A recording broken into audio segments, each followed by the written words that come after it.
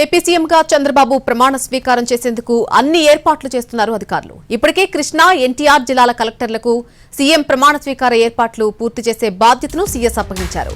అలాగే 2 జిల్లాల డీఎస్పీలు, గతంలో గన్నవరంలో పనిచేసిన అధికారులు సీఎం ప్రమాణ స్వీకార సభ ఏర్పాట్లను పర్యవేక్షిస్తున్నారు. ఏపీ సీఎంగా చంద్రబాబు ప్రమాణ స్వీకారం చేసేందుకు అన్ని ఏర్పాట్లు పూర్తి చేస్తున్నారు అధికారులు. ఇప్పటికే కృష్ణా, ఎన్టీఆర్ జిల్లాల కలెక్టర్లకు సీఎం ప్రమాణ స్వీకార ఏర్పాట్లు పూర్తి చేసే బాధ్యతను సీఎస్ అప్పగించడం జరిగింది. అలాగే 2 జిల్లాల డీఎస్పీలు, గతంలో గన్నవరంలో పనిచేసిన అధికారులను కూడా సీఎం ప్రమాణ స్వీకార సభ ఏర్పాట్లను పర్యవేక్షించేందుకు పంపుతున్నారు.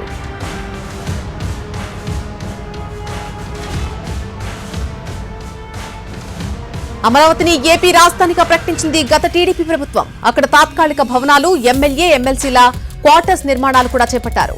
ఆ పనులు మధ్యలో ఉండగా ప్రభుత్వం మారిపోయింది. వైసీపీ ప్రభుత్వం వచ్చాక 3 రాజధానుల ప్రతిపాదన తీసుకొచ్చింది. దీంతో గత 5 ఏళ్లలో అమరావతిపై ఫోకస్ తగ్గిపోయింది.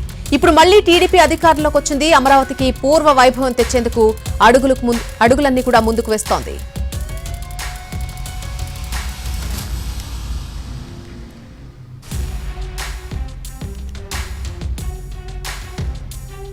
అమరావతిని ఏపీ రాజధానిగా ప్రకటించింది గత టీడీపీ ప్రభుత్వం.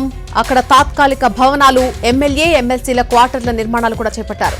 ఆ పనులు మధ్యలో ఉండగా ప్రభుత్వం మారింది. వైసీపీ ప్రభుత్వం వచ్చిన తర్వాత 3 రాజధానుల ప్రతిపాదన తీసుకొచ్చింది. దీంతో గత 5 ఏళ్లలో అమరావతిపై ఫోకస్ తగ్గింది. ఇప్పుడు మళ్లీ టీడీపీ అధికారంలోకి రావడంతో అమరావతికి పూర్వ వైభవం తెచ్చేందుకు అడుగులు ముందుకు వేస్తోంది.